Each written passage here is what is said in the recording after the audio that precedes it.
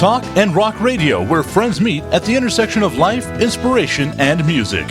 Here's your host, Rick Kern.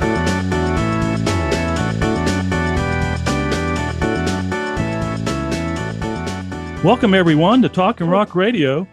Today, I have a longtime friend who was an El Paso teenage DJ, fellow drummer, and now a converted desert rat to a Florida beach bum.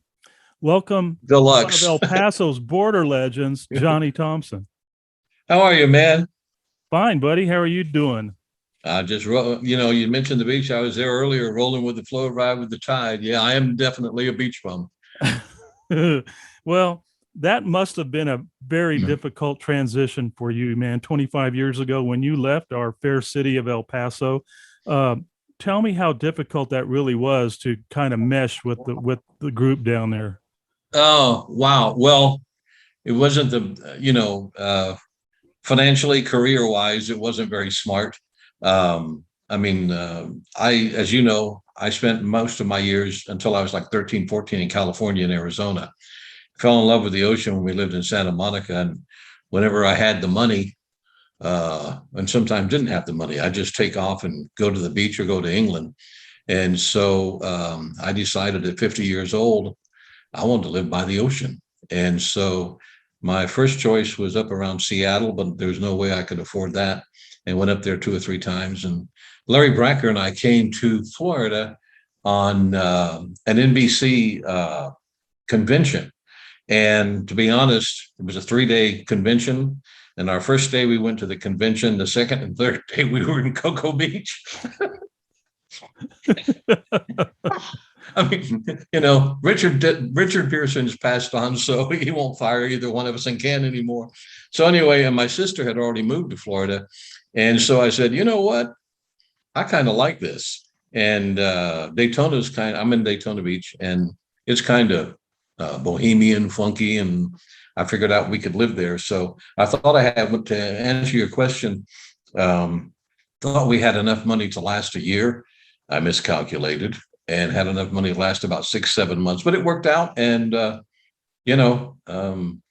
25 years later, man, no regrets. I mean, I miss friends, but it was a very difficult decision.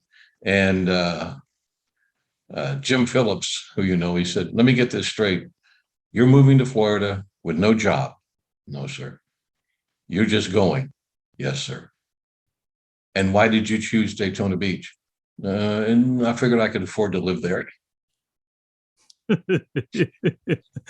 I remember when you and Becky when we were hanging with you guys in El Paso, and did you have a place in Ruidoso, or were you going to get one, or what? I remember we wanted to, yeah, but we never did. Yeah. I know you had bad allergies, and I think was that another reason for moving to the water? Yeah, to be honest with you, I was sick a lot. Anybody that knew me, I was in, there all the time. And then, the cancer popped up and all that kind of stuff. So, that was a big part of it, huge part of it. And matter of fact, I was in an allergist doctor's office. I said, I feel pretty good on the beach. And he looked at me kind of like, stupid. Everybody does. Yeah, it's not just in the air, it's in the water also. Yeah. You have to be in a really, really horrible mood to be in a bad mood walking on the beach. Mean, it's almost impossible. So, but anyway, 25 years later, here we are, you and me. Yeah. Well, it's really good to be talking with you today, man. We go back a long way. We go back so far that I can't even remember the details, how you and I, how we met. I do remember your house very well. I remember we lived either 3 or 4 blocks away. These were not true blocks. These were small blocks there between Hunter and Half Moon where I lived. But yeah, it was, they were fun days. I remember so many things that you and I shared. First of all, a passion for music, and you really milked it for a lot more than one would expect. You not only loved the music, but and was a DJ at an early age, but you also became a drummer. So So I knew there was a lot of hope for you once you became a drummer also, Yeah, yeah. We, yeah. Thanks for saying that. No, Well, no, they we always said had, that the guys, the drummers always get the girls, right? well, we're quite shy and bashful and we sit in the back, and what can we say? But yeah, no, I mean, for those who don't know, in the lower, we came back to El Paso. I was born there and went to the first grade there. Then the rest of the time, grade school years was Phoenix and California. So we came back when I was 13 or 14, and that's when we met. And then in that area of where we were, there was just a lot of people. And, I mean, we came back, I think it was a combination of rock and roll was changing, the Beatles, the early 60s, and everybody just wanted to be in the bands, And so in the lower valley, just in our little neighborhood, it was you, me, got Barry Davis, drummer elite. Your brother? Yeah, my brother. He played in country bands, and then who am I missing? Gene Bailey from Motivators. Yeah, right. Yeah, he was right there. And so I think, and then Johnny Perez. I mean, there were just a lot of people playing music, and it was exciting. I mean, and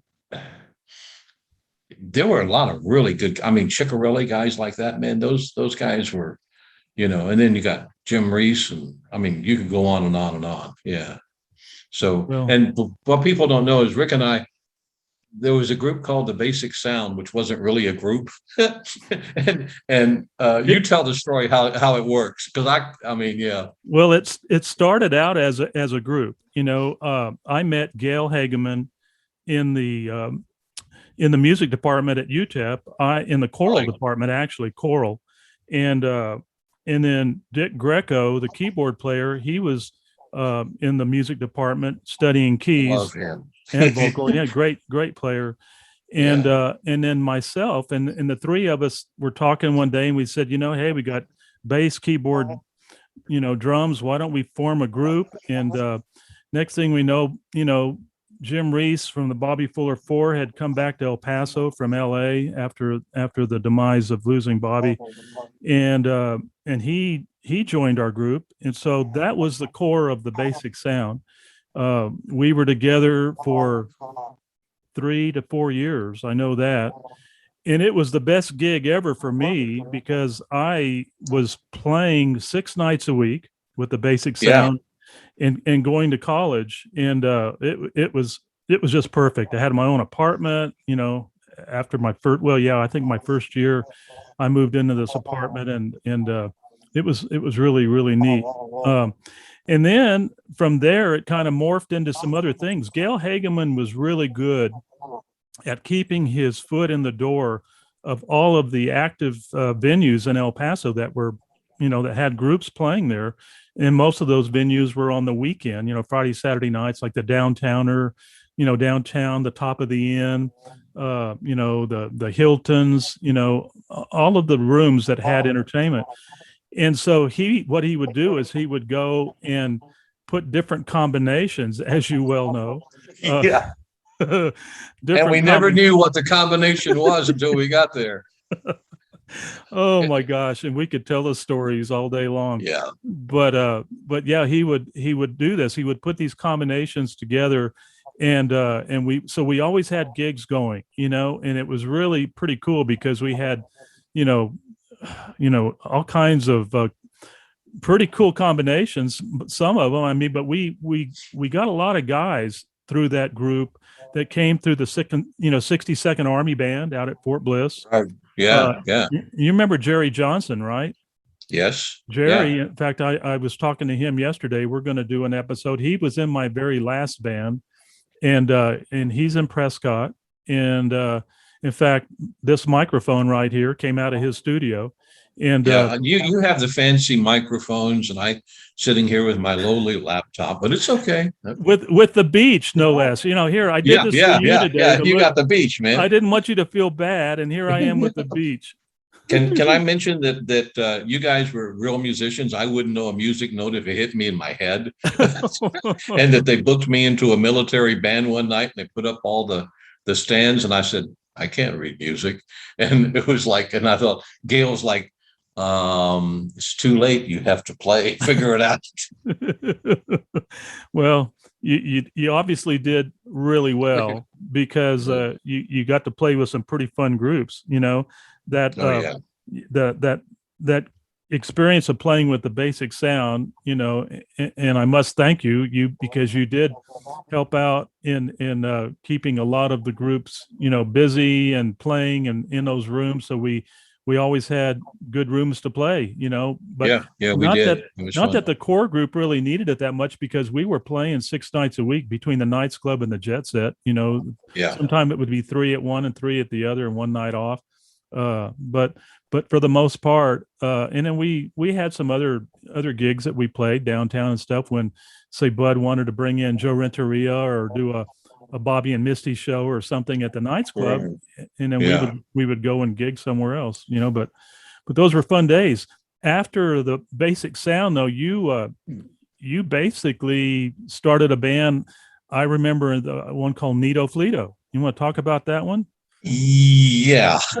The name alone. So that was Kenny Smith, Jim Reeves, Jim, Kenny, John Hyatt, Sue Gordon, and me. And I mean, those guys were elite musicians, obviously, and everybody knows Sue Gordon. I mean, and so the name came about. Everybody says, "How did you get that name?"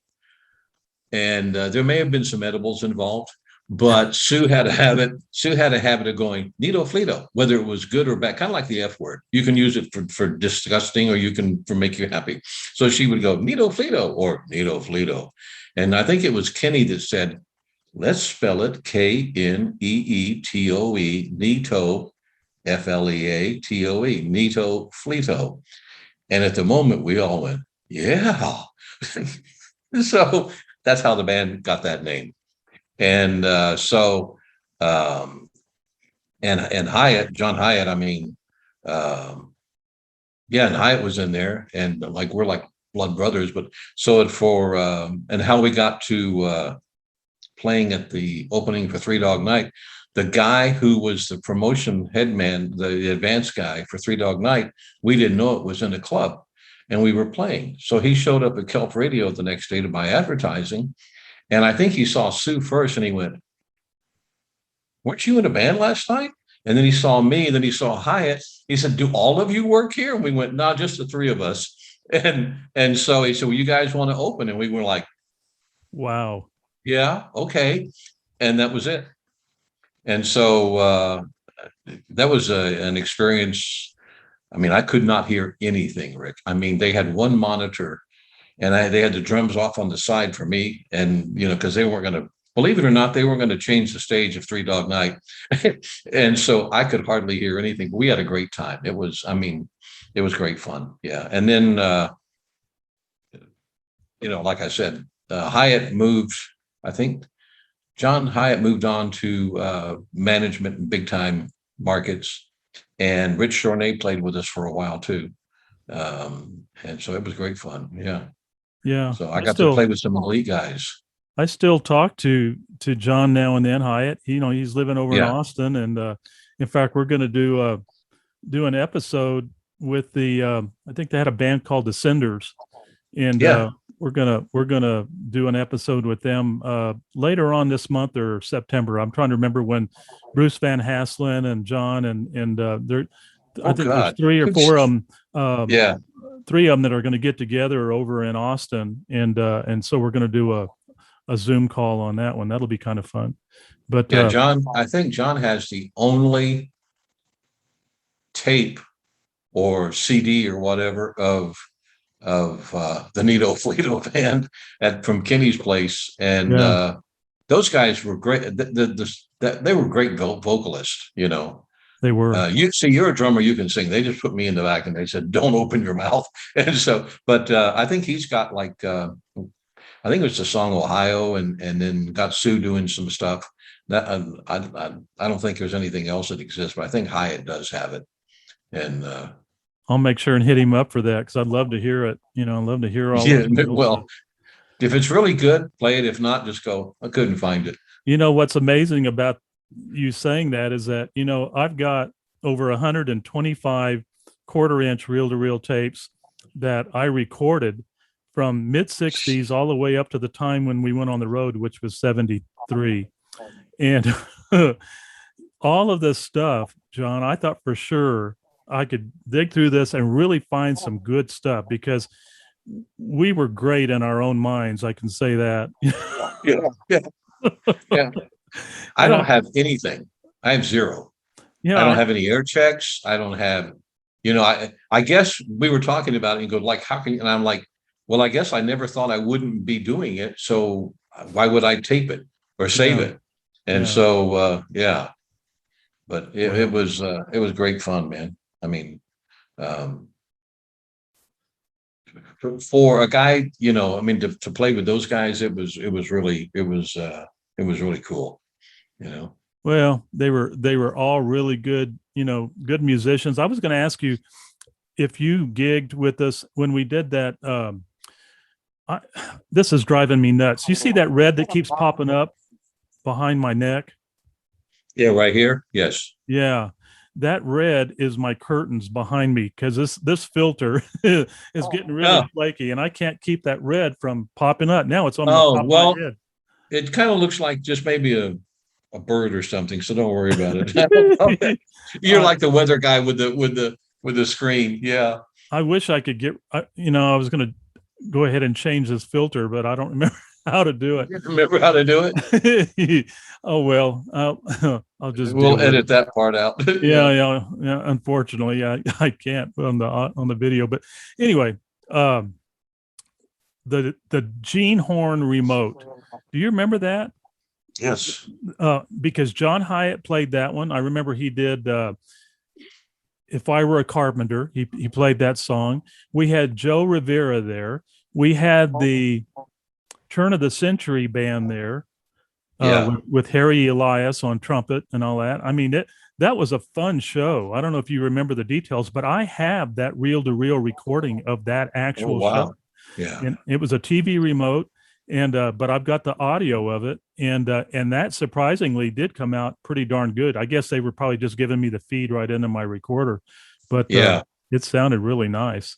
There were some guys that came in and recorded when I was playing with Long John, and they set it up, and they asked him if he cared, and he went, I don't care, so but I don't have anything. Me personally, I don't have anything of that. But Hyatt, as I said, John Hyatt, Sue Gorton, myself, we all worked at KINT Radio. I mean, we were together, if you think about it, from 8 o'clock in the morning till 2 o'clock in the morning, basically 3 or 4 nights or 3 or 4 days a week. Wow. Yeah. I mean, all working together. I didn't realize Sue worked there also. What did she do? She was in the traffic department.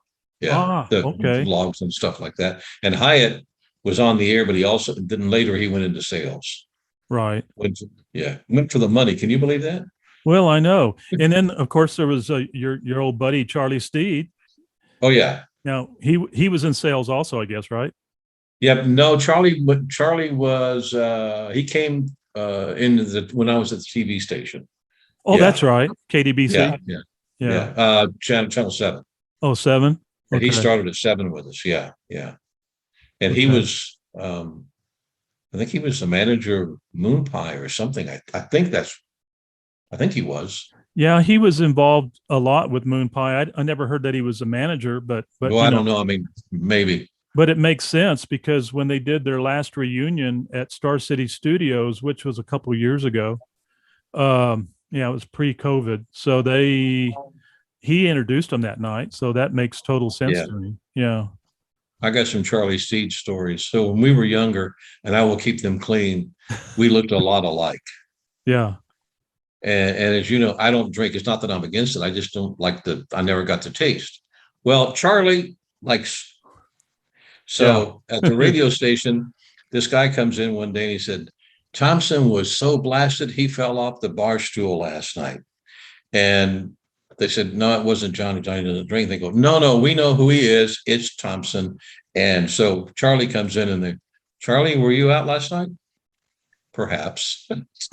And he did some other things in my name too, which will not be given at the moment. But I got blamed for a lot of things I did not do, and it was Charlie's Steed. You know, So, it was really cool. About 4 or 5 years ago, you'll have to yeah, correct me on this. Was that 2016 when you came to my Border Legend show?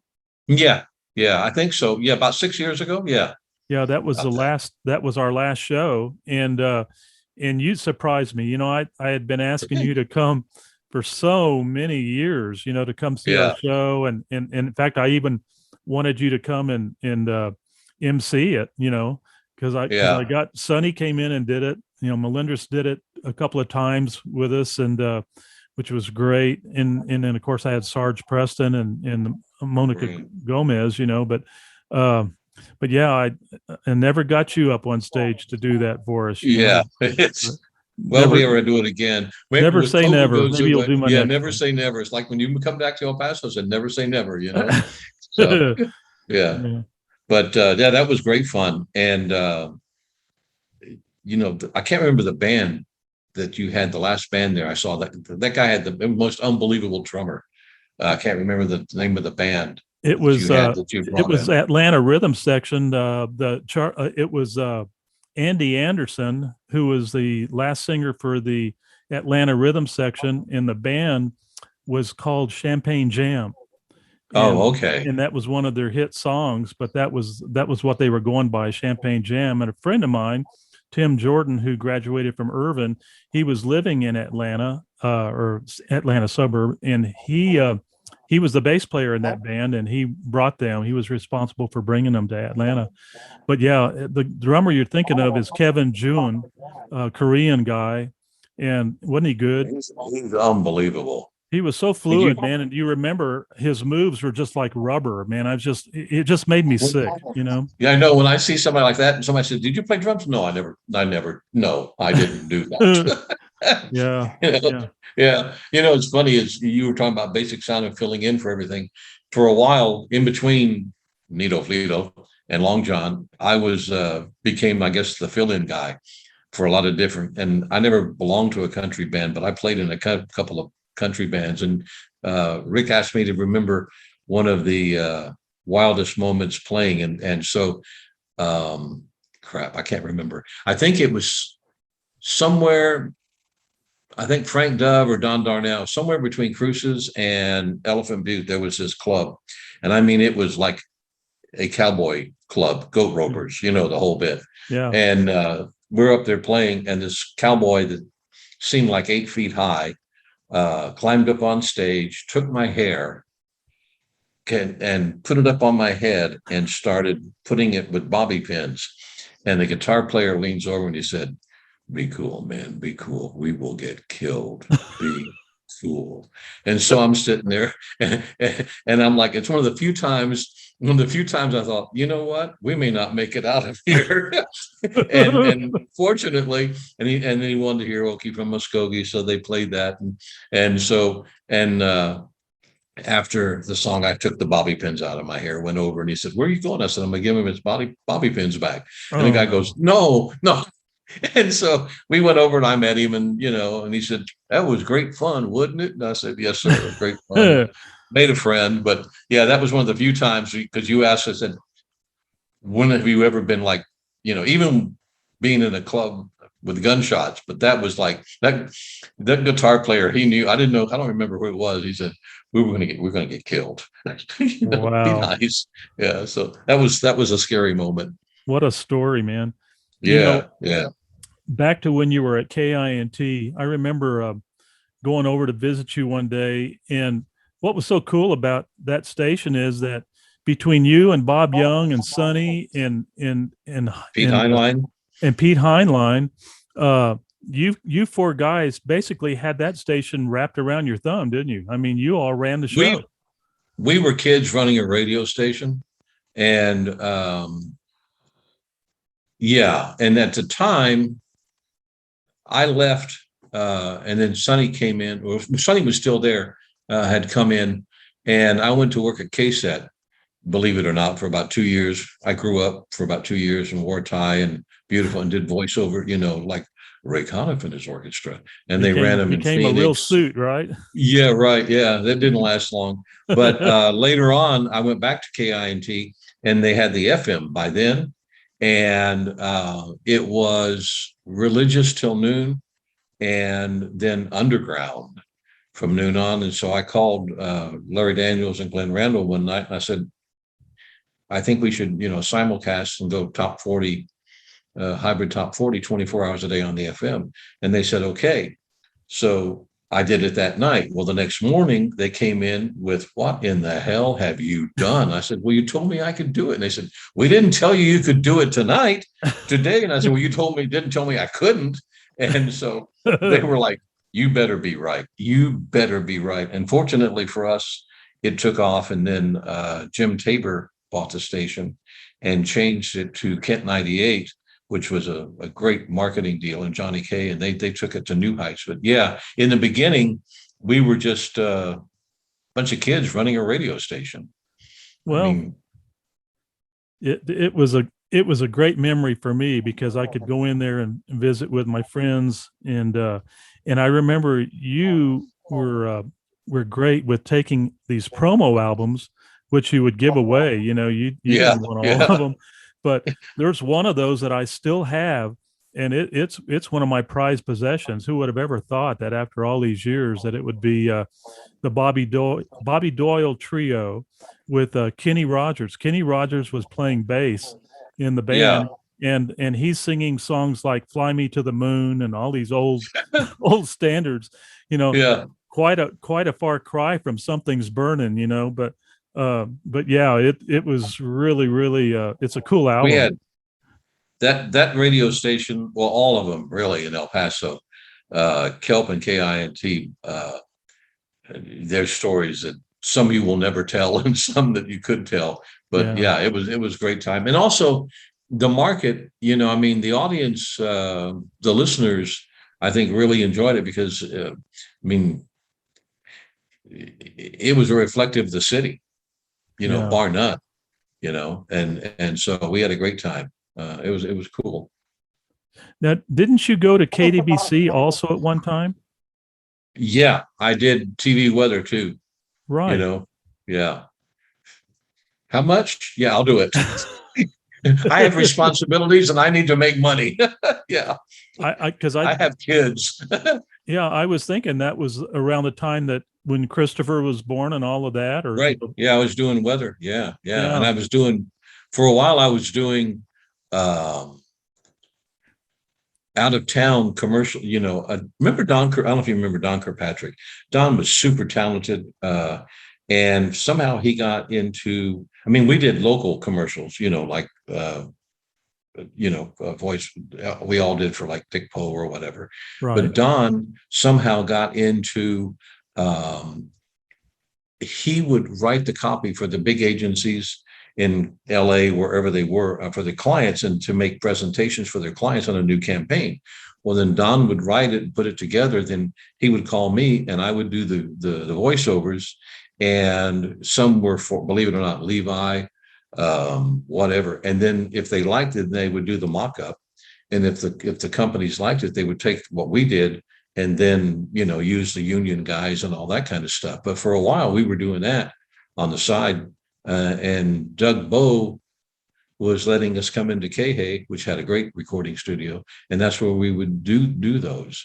And so we were, we got paid $100 or something. We were thrilled to death. But then when they would take our campaign and take it out to wherever the client was, and make the presentation, and Don was doing those. So when I was doing it with him, it was cool. Yeah, pretty cool. Something that nobody even knew we did it. Locally, it was just, I was trying to think. The one we did for Levi was, I don't even know if I can do it anymore. The Levi 501 jeans, but the audio logo, you had to go down, boom, boom. It's like Levi 501 jeans. And you had to do that. And then, so that was, and a guy named Paul Freeze, I think, was the guy they used in San Francisco. Oh. And they put it together. So, and Don did all that. That was his idea anyway. Speaking of jeans, El Paso was always between the boots and the jeans, it seemed like we were kind of like the capital of both of those for many years. And in fact, Sharon was telling me a little while ago that the uh, the U.S. Olympic team right now is wearing jeans from, or at least yesterday in the beginning part of it, in the parade thing, they're wearing jeans that were manufactured right here in El Paso recently. At So, one time, I think El Paso was the largest clothing manufacturer in America. wow. I mean, if you think about it, you had Ferry, you had Billy the Kid, you had, I mean, there To- was like, they were everywhere. Tony And Lama, then, yeah, yeah, and then Levi was there, I think Wrangler, and then yeah, they farmed them out to other countries around the world. But yeah, I mean, it was massive. El Paso, um, you've heard me say this before, and it's not negative in any way. El Paso is really an island surrounded by sand. And so business wise, if you don't want to buy, I mean, now of course you've got, the you can buy it online, but think about it. If somebody said back in the day, Johnny, you can have a car dealership anywhere in America, I'd say El Paso.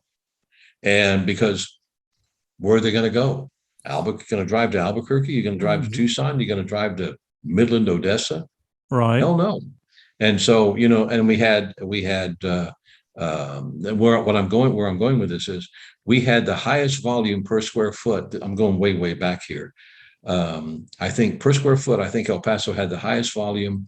Payless Shoe Stores, Sam's Club. I want to say Best Buy in the beginning.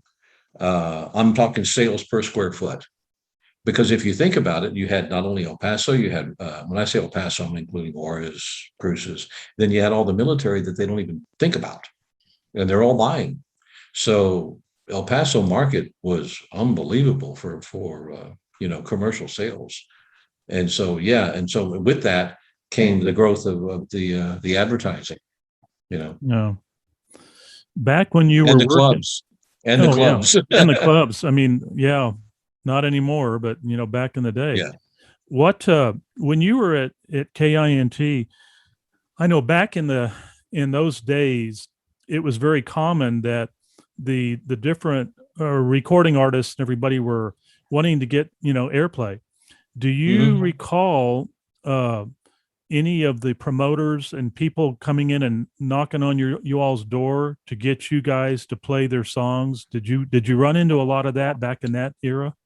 Yeah, yeah. I mean, there were, matter of fact, well, he just passed away, Don Sundin, who was Donnie Dare on the air at Kelp, Oh yeah. Lee Arbuckle.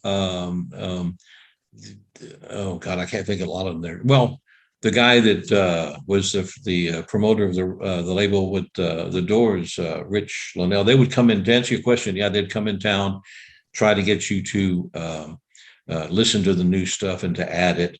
Especially if you were a Billboard reporting station, a Gavin reporting station, and a radio and records reporting station, it was super important to be on those, for that station to add it. And so add the record. And so I think KINT and Kelp both were, and you just don't, become a reporting station like that for those guys. And so I Yeah. think both of those.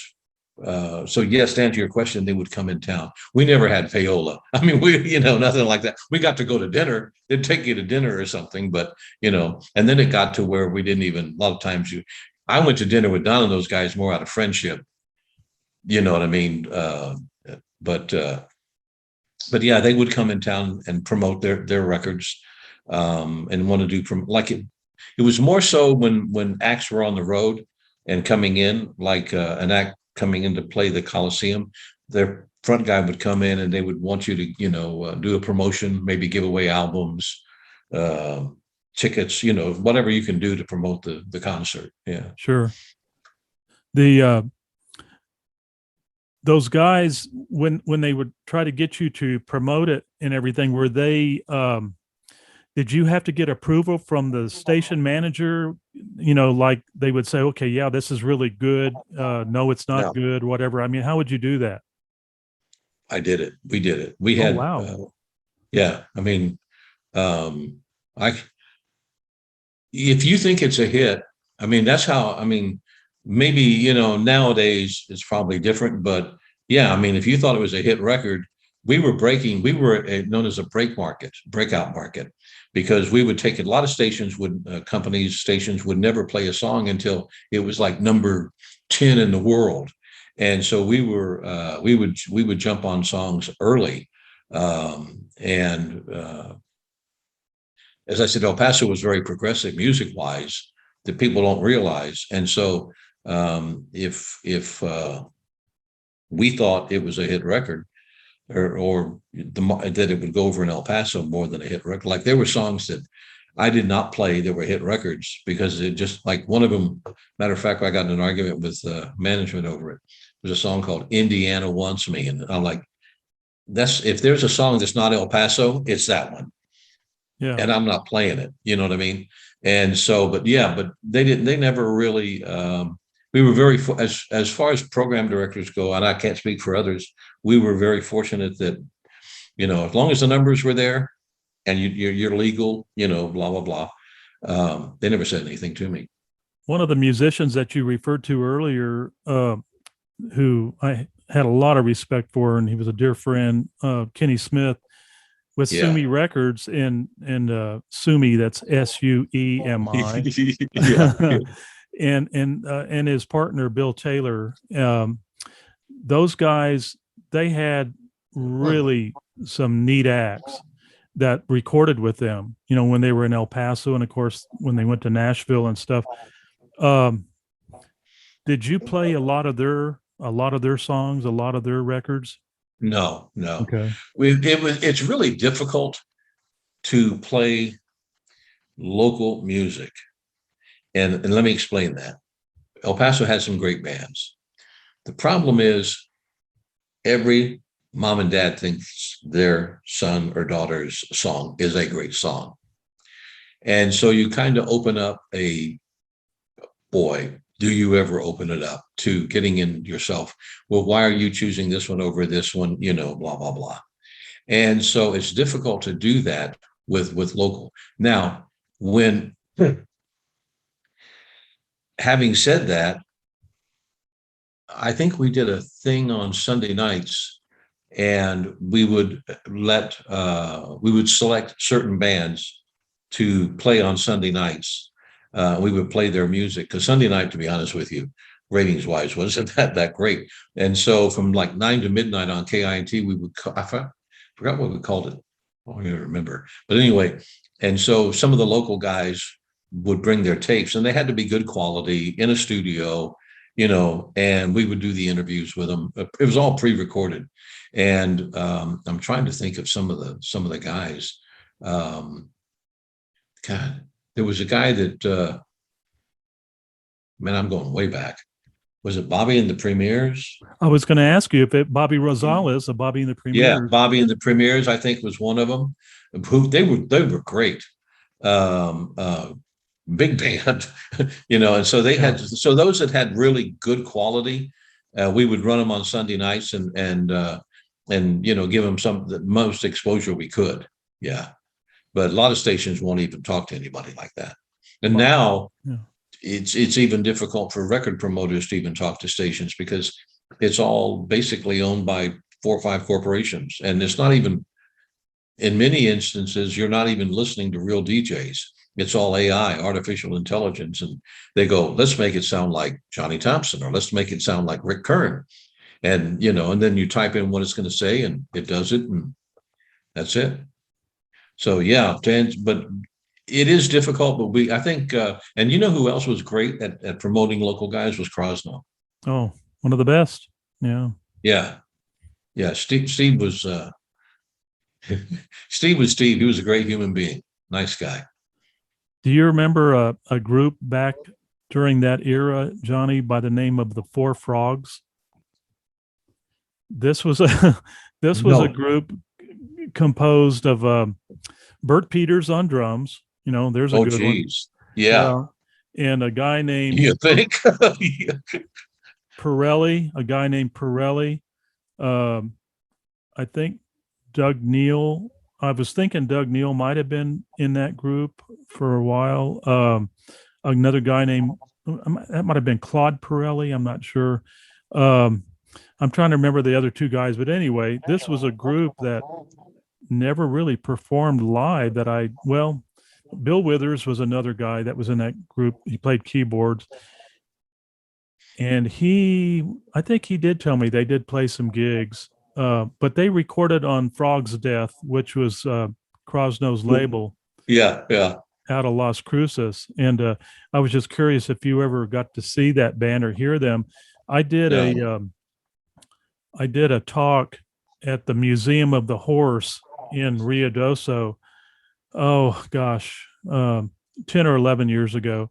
And basically it was a talk on Norman Petty Studios, El Paso, the El Paso, West Texas sound. We covered a lot of the bands, Sojourners, Bobby Fuller, Long John, all of that. And it was kind of a PowerPoint slash talk by me and a Q&A that people could, throw at me. And it ended up being pretty cool, but I played the Frog's Death version of of a couple of their songs that I was just telling you about, the Four Frogs. They just came up with that name. I don't know where they ever came up with that name. Kind of like Nito. I think they were doing some edibles or something. Yeah, they had some edibles also. Yeah, that's a good name. Yeah.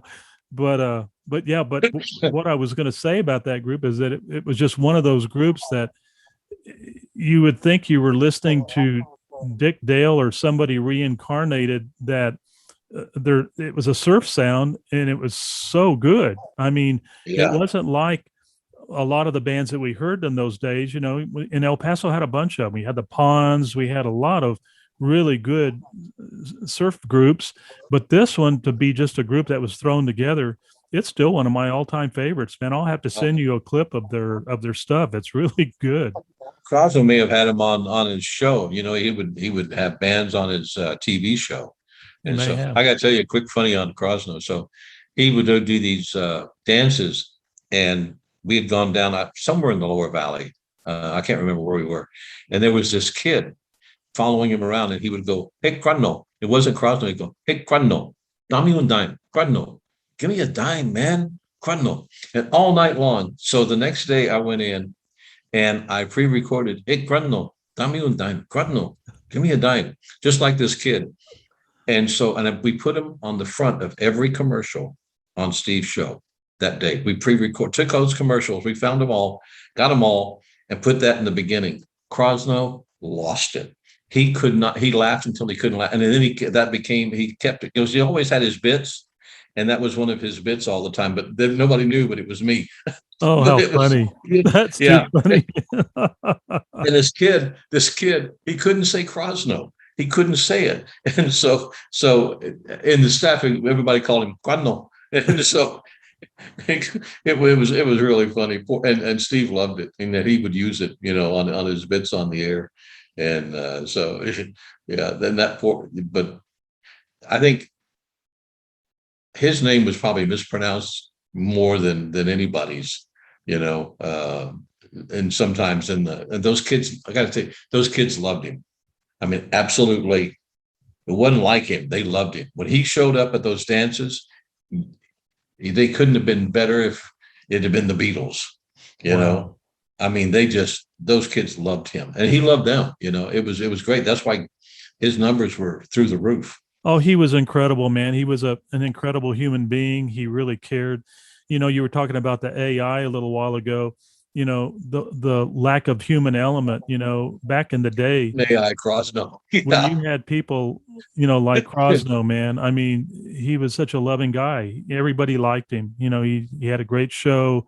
He was a salesman like nobody's business. He had gimmicks. He did it. He milked it, and he knew how to do it very well, Yeah, he's the one. He's how I got back to Kelp when I was at KSET. He called me and he goes, typical, "What are you doing? Yeah. What are you doing over there?" And I said, Bob, he goes, "Don't you have a first?" And I said, "Yeah." He says, "Want to come do mornings?" Because Charlie Russell had left to go to KHA. And so they had an opening for morning drive. And back in the day, you had to have a FCC first class license if they were directional or certain power. So kelp was directional during certain times in morning and afternoon drive, depending on the time of the year, sunset, all that part garbage. He said, "Don't you have a first?" And I said, "Yeah." And he said, "Want to do mornings?" And so that's how I got back to kelp. Oh, wow. Yeah. He called, and so I got another $100. Man, you were rolling in it. Oh yeah, I was rich. Did you ever get to know Johnny Fairchild very well? Johnny Fairchild? Yeah. No, my dad worked at kelp. It was in the 50s when he was there, I think, with Sonny Knight and Chuck Bloor. God, I mean, I was like 8, 9, 10 years old. I met him, but I wouldn't say I got to know him. No. Well, he had the Key Club in El Paso, Right. and I can't sorry. say that I ever went there. I don't think I ever visited the Key Club. Not the Key Club. Shelmont.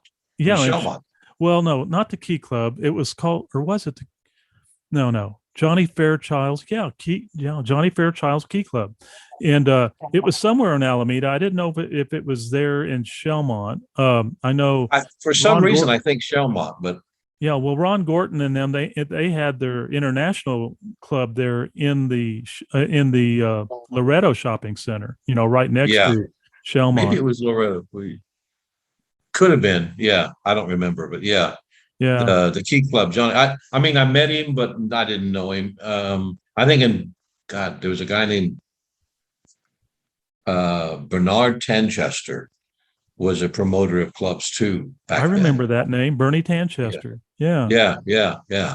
And he would rent little deals, and he would hire the DJ to go out and, hey, we're here, and then get a local band and do it that way. Yeah.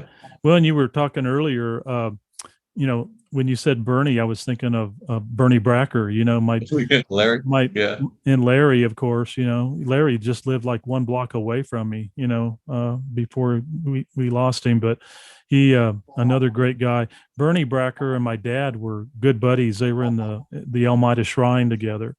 Oh, really? I didn't know I remember that. Bernie Bracker being he loved to dive. He was a diver, I'm talking about from a tall diving board into the water, so. Yeah, no, I know they were skiers, and Bracker was a big skier. Larry, I think, grew up behind Lakeside Shopping Center. Oh, okay. I think they lived over there. Yeah. And but I didn't know that. I knew they were skiers for sure. Yeah. But yeah, Larry was one of a kind. Yeah. He was. I remember when it was Moon Pie. Was it Moon Pie or Rod Crosby? Might have been Rod Crosby playing at the Lancers out here on the east side for, I think it was might have been an Eastwood High School reunion, I think. And I remember seeing Larry Bracker there that night. And of course, he always loved our Border Legend show. When we did the one, I remember when we did number 3 back at the Lancers Club, he might have been at the first one in 2009, but I know in 2011, he was, he had a big presence there that night. Everybody knew him, he just, one of those guys. Personality deluxe. Yeah. He was. There was Bracker, and you just say Bracker and you go, yep. Everybody knew him. Yeah. And he when I went into sales, Steve Just, Richard Pearson, Bracker, and Dan Overstreet all called me and said, hey man, you can't be a DJ forever, basically. And I went, well, and so I went into sales, and all those guys helped me tremendously, big time helped me. And so I went into sales at Channel 7, and talk about a 180. But Bracker was the salesman. Was he the sales manager? I think he was the sales manager local, and then Overstreet was national. Yeah. And then Steve Just and Pearson, of course. Yeah. Yeah. But those guys they all helped me big time. Was Karen, before she married Richard, was she working there at that? No. Karen and I go back so far that we both have so much on each other that we will die before we say anything. But we worked at KINT together, and we actually have grown up together. And then she had gone. She worked with us at KFIM, and she worked at Radio Kama, the McVeys. And then she went to KHAY and was a salesperson at KHAY.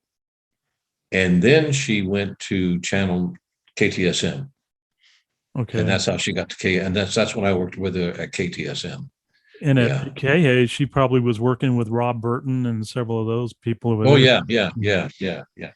And that's when I'm pretty sure that's when she went into sales, was KHAY. And she was there for a long time. But yeah, we're sworn to secrecy. Next time I talk to her, I'm going to say, okay, man, give me some good stuff on JT. You know, what can you tell me here? If she says anything, she's dead. No, no, actually, Karen and I, believe it or not, Karen's father-in-law owned part of K. He and Larry Daniels and Glenn Randall owned KINT. Karen and I think we were the only full-time employees. Everybody else was, like I said, just a bunch of kids. And so we lovingly called them Raz and Daz. And they would come in every morning and they go, "Mr. Thompson, are we legal?" "Yes, sir." "We're making money?" "Yes, sir." Didn't say how much, but yes, sir. And that was it. We didn't see them. I mean, and didn't see them that much. So we just, like I said, we ran it completely, Karen and I. When you worked at KHAY, did you enjoy working for Slale, Ed Slale over there? I never worked for KHAY. Oh, you never worked at KHAY at all? I was thinking you did. No, that was my dad. Oh, okay. Yeah, my dad did. Yeah, he worked at KHAY and Ed Slale. Yeah. Yeah. Harry Slale, another drummer. Yeah. He's doing a podcast also up in Phoenix. He's been doing his for about 5 years or so. So yeah, he probably has more stories that can't be told than anybody.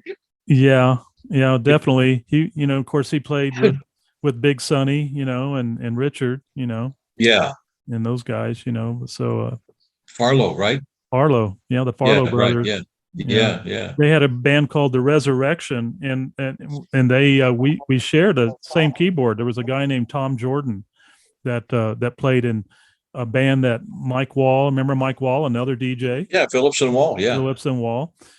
Mike was the lead singer in this band that I had. This was pre Basic Sound. This is going to be like, guy, he was still at Austin High School. I was still at Isleta. So we're talking. It's hot tea. Yeah, it doesn't matter, man. You need a pina colada is what you really need to go with my palm tree over here. Yeah. But Tom Jordan was a great keyboard player, but he played with the Resurrection and he played in our band. That's what I was going to say right before he went on the road with Big Sonny. But are you keeping in touch with any of your old bandmates, man? Any of the old ones? I mean, Facebook. I was a late bloomer on Facebook, so yeah, like Sue Gorton's on there, and a lot of radio people are on there. Libby Zabriskie, Tom Novak, Bill Price, all those guys. Bill Price, the voice of God. He did so much voiceover work. He went to Dallas and was very successful doing commercials. Joined AFTRA, union, and did really well for that. So we had a lot of, and Mary Chavez, of course, owned the Denver market for years. And so, yeah, we all stay in touch. Here's a last name for you, Osborne. Oh, Terry Osborne. Yeah. Remember him? Yeah. And then there's another Osborne that I'm thinking of, though, that is a Facebook friend with me right now. Is it Mike Osborne? I'm trying to remember. I think he's living over in, might be Dallas area, if I'm not mistaken. But I think he was on the radio. This is probably, if it's the same one that I'm thinking about, this was after you left El Paso. Yeah. We stay in touch. I mean, I think Facebook is, it's kind of cool in that aspect. And, it's kind of like, damn, you're still alive, I know. And, and regrettably, guys like, I mean, I played with Don Darnell. That I filled in, and Don died in a plane crash, regrettably, in the country, the one that we almost got killed playing, and then of course John's gone and Art Lewis is gone, which is and so a lot of guys, Jack Woodbury. I mean, and I got to tell you, so we can't remember. We needed a bass player, and believe it or not, when I was playing with John, Frankie Sotelo was rhythm, Art Lewis sax, Jack Woodbury filled in on bass, me and John. Wow. And that was for about 2 months. Yeah. And then Rich Journet played with us also once in a while. Yeah, he played with us for quite a while. Yeah. So what a lineup, man. What a lineup. Oh, yeah. Yeah. Everybody asked me how I got to play with Long John. So, because it was a dream of all of us, you know what I mean? Growing up, going to the lobby.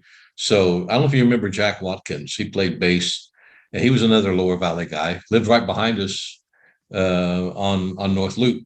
And he left El Paso for the big time too, didn't he? I think he went to California. Yeah, I lost track. I mean, the strongest man I've ever known in my life. Yeah. I mean, his arms were the size of my legs. I mean, you needed him that night when that cowboy was picking. Yeah, I did. Yeah, I did. He would have probably killed him. But so Jack calls me, Watkins, and he goes, "Hey man, Long John needs a bass player and a drummer to fill in tonight." And I'm like, "Really?" And he goes, "Yeah." They said, so we went to the King's X. This was when John first went to the King's X, I guess. And we set up, and he walks in, John comes in, and we played half of 2 songs.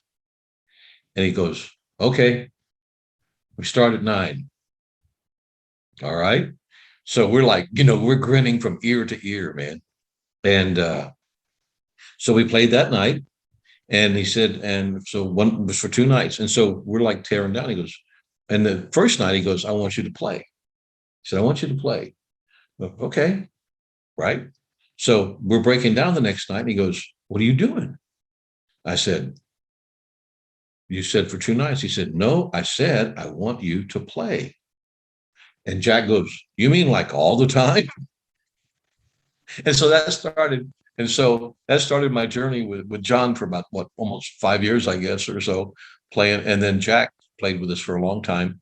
And then he went to California. And then Russell Rand played bass with us for a while, Fast Fingers Russell, and whose dad was Herb Rand, chief engineer at KINT. And I worked with him, remember in the Lions Club, the downtown Lions Club?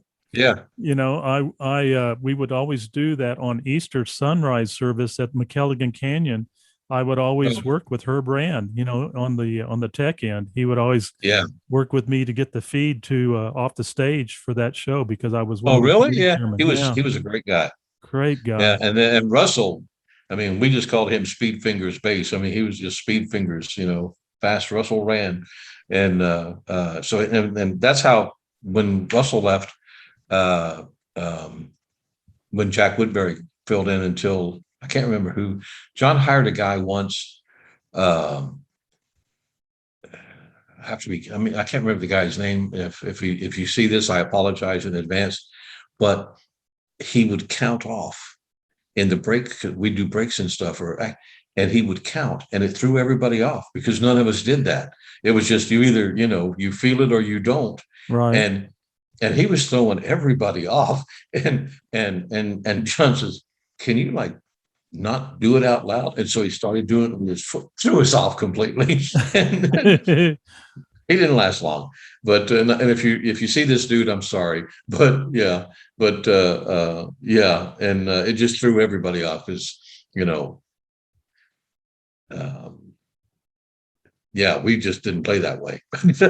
When you played at the King's X with Long John, was that starting around 83 or somewhere in there? Oh God, I don't remember, Rick. I don't remember. Because we left El Paso in 83 and we were gone till, I'm sorry, not 83. No, not 80, 73. 73. Yeah. It was in the early 78. 70s. Yeah. Yeah. I played in the early 70s. And Yeah, and then we would play King's X, I guess, was our bass, and then we played a lot of different clubs around, and then or special events, uh, I told you, like a Big Field, um, things like that. I mean, wherever they were, and so most of the time, but the X was the bass for Long John. Yeah. I Nice guy. Crosby and I both went to the last time that Long John played. He came in from Phoenix. The person that put this show together was Donna Pence. You remember Donna? Yeah, yeah. I was in love with her. She Well, doesn't know that. She doesn't now. She does.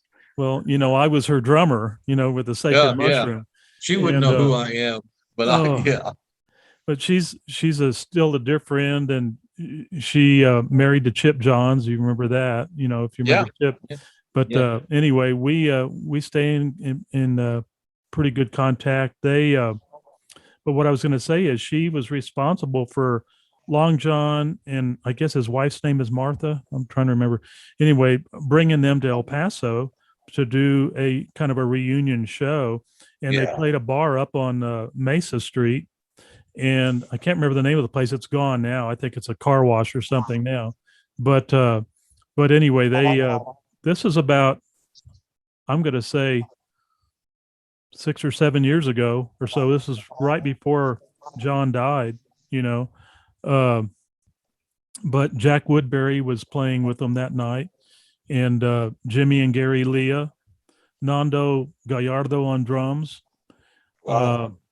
Trying to remember on keys if it was John Allen or who, I don't recall. But it was so great seeing John play again. He just when the place was. when if somebody came in that he knew or whatever, man, it was showtime.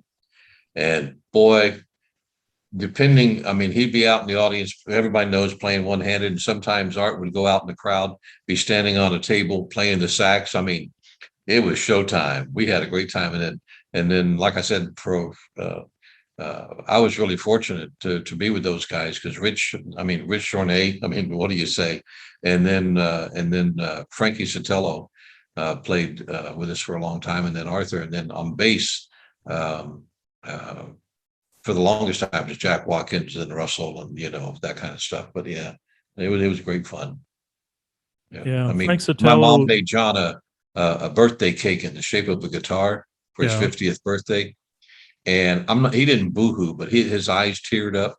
And he said, and I said, well, let's cut him. He went, no, no, no, I'm taking this home.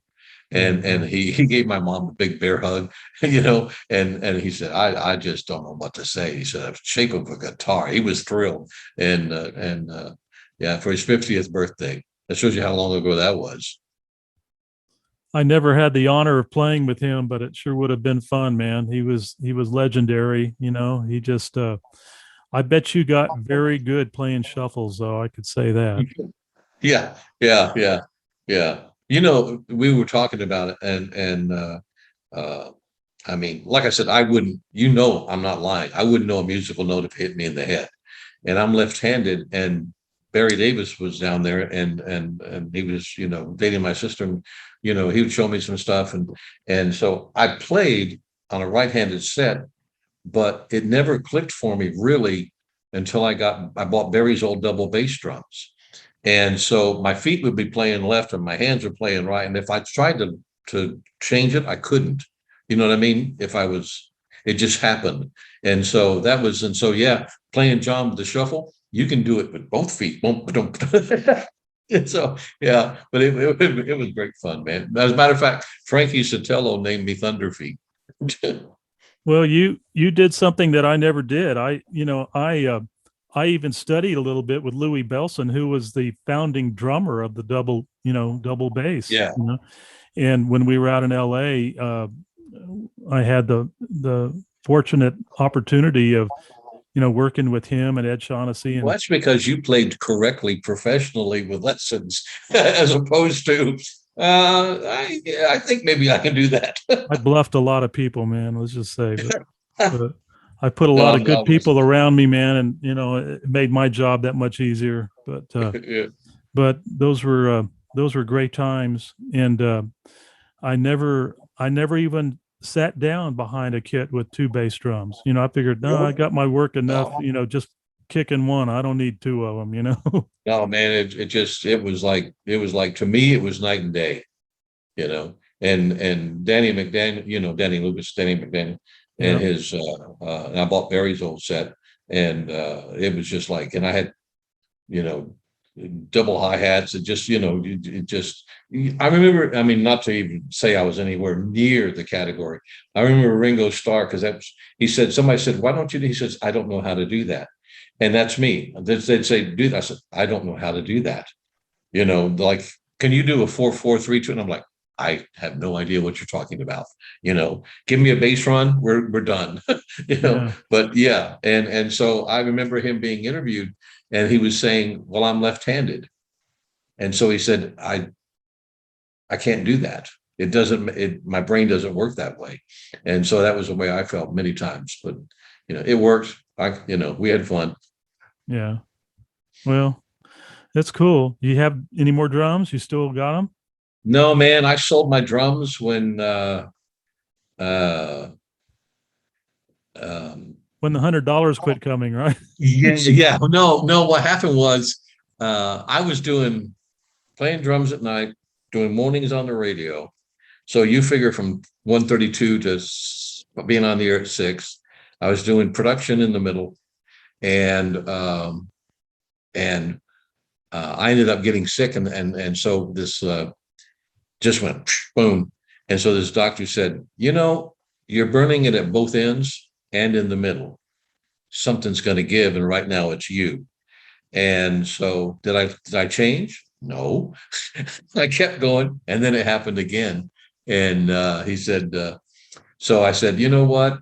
At the time, I was getting up there in age. I quit playing when I was late 30s, I guess. And so I said, the reason I sold him, I knew, well, we needed Becky was going to school, and I sold him to a guy from Mexico City, as a matter of fact. I thought, if I don't sell those things, I'm going to be playing. And so I just shortened it down. So then my work was just basically radio, TV, and production. And so, so I've still got 2 sets out in the garage, man, and I don't know. There's I going to think be my arms would fall off. Oh, they say it's like getting back on a bike. No, it's not. No, I can relate to that, because I didn't ride my bike for almost 2 years. I love riding bicycles, not for exercise. I mean, it's exercise, but I just like riding. I didn't ride for like 2 years, and I thought, I just jumped on. I thought, I could do a quick 20. No. When I was doing the Border Legend show, of course, I was managing PT and the Cruisers at the same time, and it was always a treat for me to be able to get up there and play with them also. And a few times I got to sit in and during their gigs, and Andre would take a break and I would get up there and pound the skins. Great trainer, man. God. But what's really a true joy is to play with those musicians, with the likes of Andre, because he's one of my all-time favorite drummers, and he's still a dear friend, lives in El Paso still, and married to Patty, a PT, Patty Tiscadang. Oh, I didn't know that. Okay. Yeah, they married several years ago, like 6 or so years ago now, 6 or 7 years, but they've dated a long time before that, but they're really just great musicians. But to play in that band with Doug Neal on bass and Gary Hollis, probably one of the finest guitar players there ever was, and then Buddy on rhythm, and then Patty, and then Andre,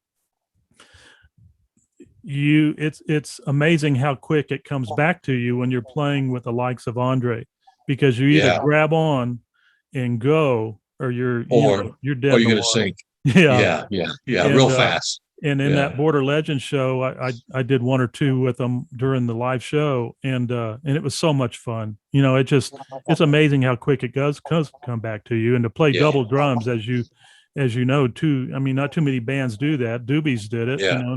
Not too many bands have done that. But if you get 2 drummers that are in sync and play similarly, which we do, it was a lot of fun. in a You long know, time. the only way I can ever describe playing in a band, and maybe I don't know if you, is when it clicks, because you can put all the different guys in different bands and it may not click. But if you put them all in the one band and so it just clicks, it's like a locomotive. You're not tired. You can play forever, and everybody knows where everybody is going.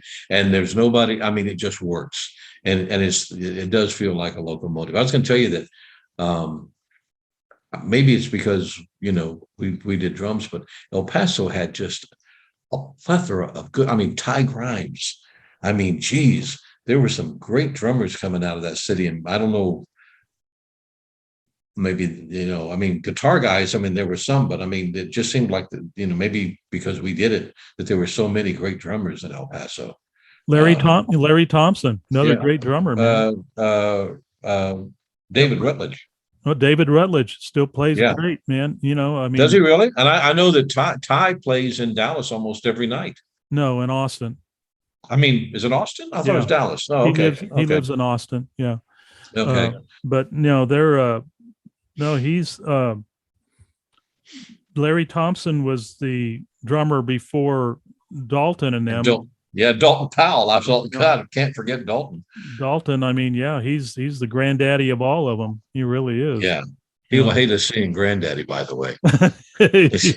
Just so you know, you're going to get a phone call. I know. Granddaddy? I started off my episodes of this podcast with Dalton. So, he'll, he knows, he knows that I know, a lot of people look up to him, man, because he kind of paved the way, with the Bobby Fuller Four and Dwayne Quirico, another good drummer, but he wasn't from El Paso, he was a transplant, but, El Paso's been blessed. There's no doubt about that. We've got a lot of great musicians that are still here and upcoming. Unfortunately, we just don't have the venues. We do have Star City Studios where they do. Yeah. Well, maybe when COVID, if everybody gets a vaccine, maybe we can all, get playing again.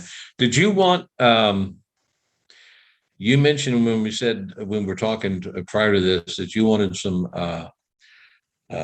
getting in trouble stories and promotions. Do you want me to go real quick on two of them? Sure. On the radio? Yeah. You sure? Yeah. You can edit them out. Well, that's okay if it's not too bad, No. Well, I'm keeping. I'm not going to get. So, no, I'm not going to tell those. You and I. No, we're not talking about those. That's for a different show. Yeah, different. Yeah, that's you and me on the telephone. Yeah. No. So anyway, Mr. Kern says to me, "What were the wildest promotions you ever did on the radio?"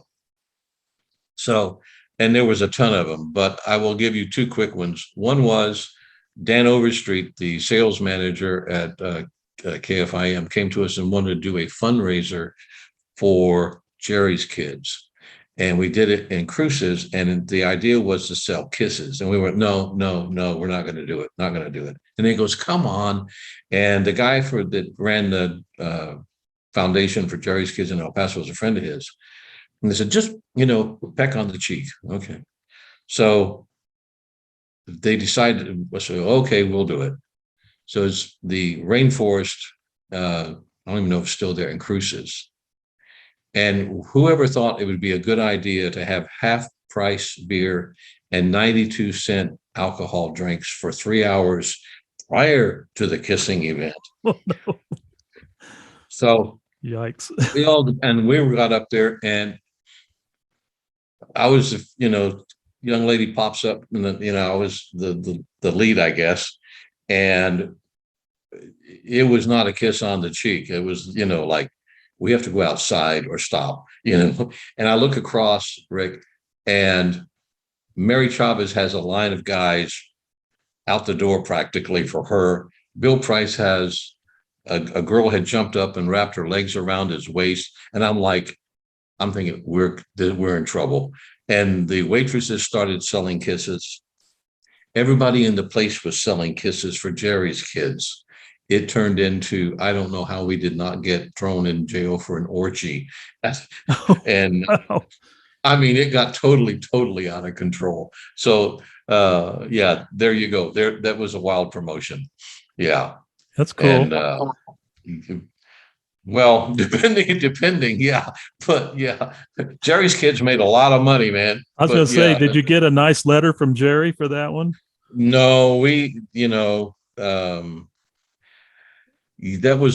one of those things that just the idea was bad in the beginning and it got worse during the night. And, but it was a lot of, looking back on it, it's one of those things that radio would never do today. Can you imagine? I mean, it just wouldn't happen. Yeah. And yeah. So that was probably the wildest out of control that I can talk about. Yeah. And what was the other story? You said you had a couple. Oh, this one, everybody says they were at Woodstock, Yeah. right? This is one that no one will say they were ever there. They will deny it. So there was a strip club on Mesa, and they owed the radio station about $4,000, and they couldn't pay, or they wouldn't want to pay. So they said, again, it was Overstreet, come to think of it, came up with the idea, we'll do a trade out, and we'll invite some media people, for free drinks, blah, blah, blah. And somehow the word got out, and everybody and their brother was there, male and female. And they were like, the radio station's got free drinks. And I won't mention names, but she's no longer there in El Paso, but there was a lady advertising exec who was in the swing. She had her clothes on. There was a guy from Channel 4 doing an interview, one of the strippers, and he was in no condition to be doing an interview. And I'm like, we're going to get, and so it started with them owing us $4,000. It ended with us owing them $3,500. You do the spread. Wow. Yeah. And everybody and their brother will deny that they were never there. Yeah. Wow. Yeah. That's good. That's not a station promotion. That was just a legend that really happened. And like I said, no one will ever admit to being there. I can promise you that. And I won't ever say any who was there. But yeah, that's crazy. But it wasn't wild. a station promotion. Yeah, Some crazy of the things, wild. Some of the things you do in this world. Yeah, and really, that's a good one. You can edit that one out. No, it's okay. No, it's all right. By the way, before we go, are we getting close to going? Yeah, we are. It's been almost an hour and a half, man. Has it really? Oh, good God. Well, you're going to edit out a lot then. No, I'm going to probably leave most of this because I like it. Well, it's been fun. I have to say something. I saw your interview. You know where I'm going with this. I saw your deal with Sonny, and I don't know if I feel left out or jealous, or not really sure how I feel, but I never got to date your wife. I mean, just saying, she's going to kick my butt and yours too. You better take that out. No, man. I love her. She would. She thinks the world of you, man. In fact, it was cool because I was this morning before I jumped out of bed, I was looking on my iPhone of some of the pictures of Border Legends that night when you came. And oh yeah, and I was hoping to find one with you and Sonny. And was Heinlein there that night, Pete? No. Yeah, he came. I think he came either the year before or either the year before or one before that.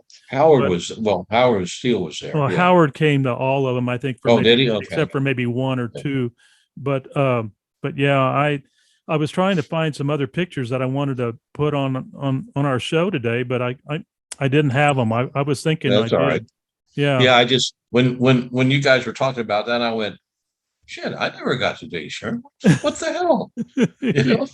I've got a real good picture of you guys hugging at the show that night, though, if you want me to. Oh, okay. That'll work. Yeah. She'll kick our butts, man, from, yeah. she's a good gal. She ain't gonna do that, man. She No. was married to a drummer who traveled on the road, and so God, I don't know how you leave it at guys did that. You that. know, And she about didn't it kill and- you. She didn't kill you. I think that speaks volumes for your ability to get out of trouble. Yeah, yeah. And I'll leave it at that. And not that I was never in trouble. I can guarantee you that. But we won't go Please. there either. Yeah, yeah. Listen, man, it was great. I really appreciate you calling, and I don't know if we entertain people or not, but it was fun. And you look back on all that. I mean, shit, I'm 75 years old, and I think, should I live this long? But it was a good life, man. It really was. It was a great fun. We really did. I mean, it was a good life. It was a great life, and life is still good, my friend. I mean, oh yeah. Look at the palm tree that's supposed to be over on your really side of the show here. You're sitting in what should be where I'm at, and I'm sitting where you are. Yeah. It's I love the beach.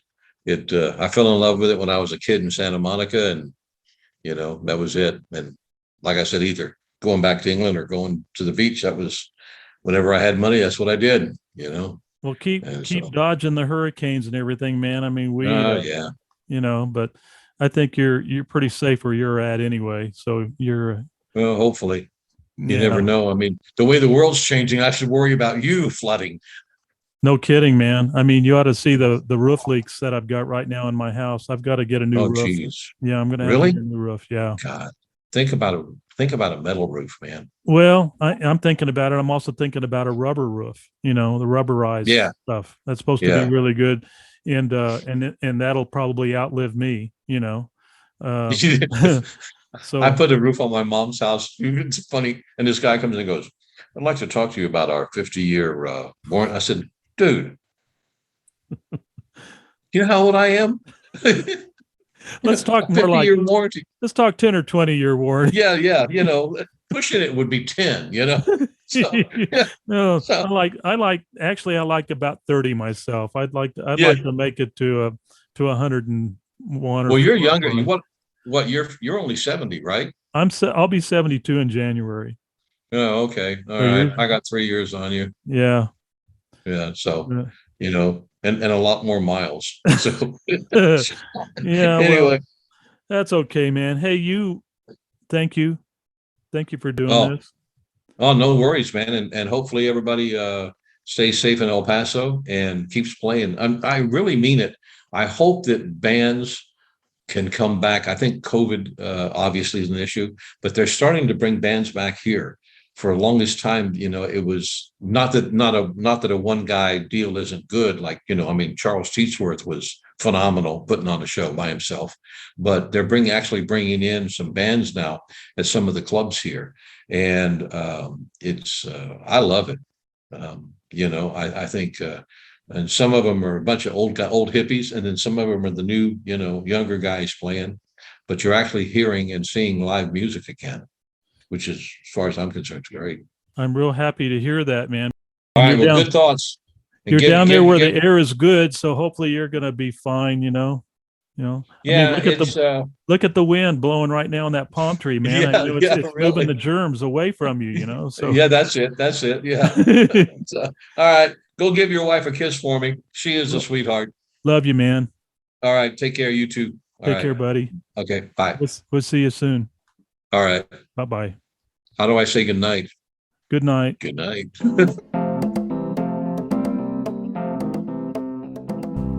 Thanks for listening. If you enjoyed this episode and you'd like to help support the podcast, please share it with others, post about it on social media, and let us know what you think. To catch all the latest from me, please go to Talkin' Rock Radio, Facebook, YouTube, and Instagram. Thanks again, and I'll see you next time.